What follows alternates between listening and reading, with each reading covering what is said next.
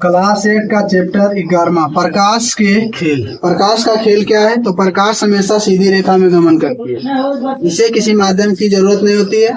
और प्रकाश जो होती है अनुप्रस्थ, ये अनुप्रस्थ होती है। प्रकाश कैसी होती है? अनुप्रस्थ होती है। जानेंगे वस्तु को देखने में कौन सी चीजें आवश्यक है, वो प्रकाश है। वस्तु हमें दिखाई किस प्रकार पड़ती है? तो प्रकाश पहले वस्तु के ऊपर पड़ता है, पुनः हमारी आंख के ऊपर पड़ता है, पुनः वस्तु के ऊपर पड़ता है, तब हमें जाके वस्तु दिखाई पड़ता है। ये जो क्रिया 1/10 सेकंड में पूर्ण होती है, इसी कारण हम वस्तु को देख पाते हैं। और कोई वस्तु का वास्तविक जो रंग होता है उसी रंग में वो दिखाई पड़ता है। छाया एवं प्रतिबिंब, जब प्रकाश कहीं गुजारा जाता है तो उसके बीच में जो अवरोध उत्पन्न होता है वही छाया कहलाता है या प्रतिबिंब कहलाता है। छाया बनाने के लिए प्रकाश का होना अनिवार्य है और पीछे पर्दे का भी होना अनिवार्य है। प्रकाश स्रोत का होना आवश्यक है, जिधर से प्रकाश आ रहा है वो होना बहुत जरूरी है। अपारदर्शक वस्तु का होना आवश्यक है, क्योंकि ये प्रकाश के कारण ही यहाँ पर छाया बनाएगा। ये प्रकाश आ रहा है और ये जो वस्तु है ये अपारदर्शी वस्तु है, जिसके कारण छाया बन रहा है। पर्दे का होना आवश्यक है, तो पर्दे भी पीछे होना चाहिए। अगर पर्दा नहीं रहेगा तो पता नहीं चलेगा कि इसका प्रतिबिंब कहाँ बन रहा है। अब जानेंगे परावर्तन का नियम। किसी परावर्तक पृष्ठ पर पड़ने वाली प्रकाश की किरण को आपतित किरण कहते हैं।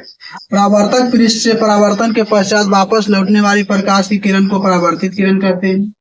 यहाँ रेखा परावर्तक पृष्ठ समतल दर्पण के उस बिंदु पर अभिलंब कहलाती है।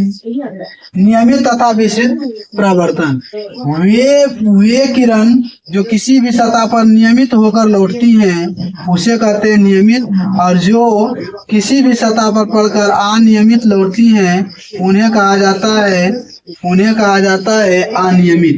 यानी एक हो गया नियमित, नियमित का यहाँ चित्र है, और एक है अनियमित जिसका चित्र यहाँ है। तो नियमित परावर्तन क्या है? ये परावर्तित किरणें भी एक दूसरे के समांतर हैं। इस प्रकार के परावर्तन को नियमित परावर्तन कहते हैं। दूसरा है विस्तरित परावर्तन। सभी समांतर आपतित किरणें सभी परावर्तक पृष्ठ से परावर्तित होने के पश्चात समांतर नहीं होती है, तो ऐसे परावर्तन को अनियमित विशिष्ट परावर्तन कहते हैं। यहाँ देखेंगे अनियमित या विशिष्ट परावर्तन के आकार है, और यहाँ पर बताया गया किस प्रकार ये आपतित होता है और किस प्रकार परावर्तित होता है।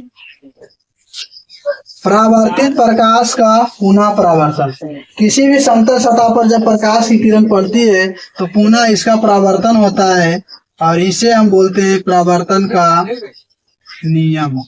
इसमें क्या होता है? आपतित किरण, आने वाली किरण, जाने वाली किरण, परावर्तित किरण, इस पर खींचा गया अभिलंब तीनों एक ही समतल में हो तो इसे कहा जाता है परावर्तन का नियम। ये जो O N है ये अभिलंब है, और ये आपतित किरण है। A O आपतित किरण है, O B परावर्तित किरण है, M M डैश ये क्या है? तो M M डैश जो है ये दर्पण कहलाएगा, परावर्तक सतह। बहु प्रतिबिंब, किसी भी प्रतिबिंब में जब अनेक प्रकार से उसको प्रदर्शित किया जाता है तो वो कहलाता है बहु प्रतिबिंब। या किसी भी एक स्थान पर अनेक प्रकार से प्रकाश गुजारी जाए और वस्तु एक हो तो उसका जो प्रतिबिंब होगा विभिन्न माध्यम में बनेगा वो कहलाएगा बहु प्रतिबिंब।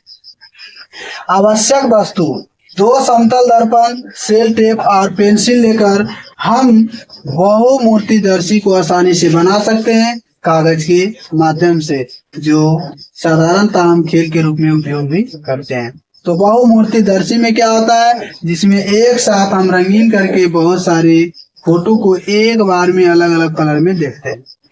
हमारी आंख लगभग गोलाकार होती है। इसके पारदर्शी अग्रभाग को कॉर्निया कहते हैं। कॉर्निया के पीछे गहरे रंग की पेशियां की संरचना होती है जिसे परितारिका कहते हैं। परितारिका में एक छोटा द्वार होता है जिसे पुतली कहते हैं। तंत्रिकाएं कोशिकाएं 2 प्रकार की होती है। पहला है शंकु, तीव्र प्रकाश के लिए सुग्राही होता है तथा रंगों की सूचनाएं भी भेजता है। तो शंकु का काम क्या होता है? शंकु का काम होता है रंगों को पहचानना। आगे ये सल्लिकाएं, इसे छड़ भी कहते हैं। मंद प्रकाश के लिए सुग्राही होते हैं। देख तंत्रिका तथा दृष्टि पटल की संधि पर कई तंत्रिकाएं कोशिकाएं नहीं होती है। इस बिंदु को अंध बिंदु कहते हैं। तो यहाँ जो हो गया, शंकु का काम होता है रंग को पहचानना, और जो छड़ का काम होता है वो प्रकाश को नियंत्रित करना होता है। आंखों की देखभाल, जिस प्रकार नाक, आंख और मुंह की, जिस प्रकार आंख की देखभाल होती है, उसी प्रकार कान की देखभाल होनी चाहिए, उसी प्रकार नाक की देखभाल होनी चाहिए, यानी बॉडी की देखभाल होनी चाहिए। तो ये सभी महत्वपूर्ण अंग है, उसमें हमारा आंख भी सबसे इम्पोर्टेंट अंग माना जाता है, इसीलिए हमको आंख की देखभाल करनी चाहिए। किसी बाह्य स्रोत से चोट ना लगे, इसमें किसी भी प्रकार का कचरा ना जाए, इसके लिए हम अपनी आंखों पर अलग अलग माध्यम से बचाव करनी चाहिए, यानी हमारी आंखों की अपनी स्वयं की मतलब सेफ्टी होना चाहिए, यानी बचाने का तरीका होना चाहिए, जिसके लिए हम चश्मा या हेलमेट का उपयोग कर सकते हैं। निसंताक व्यक्ति पढ़ लिख सकते हैं, किसके द्वारा?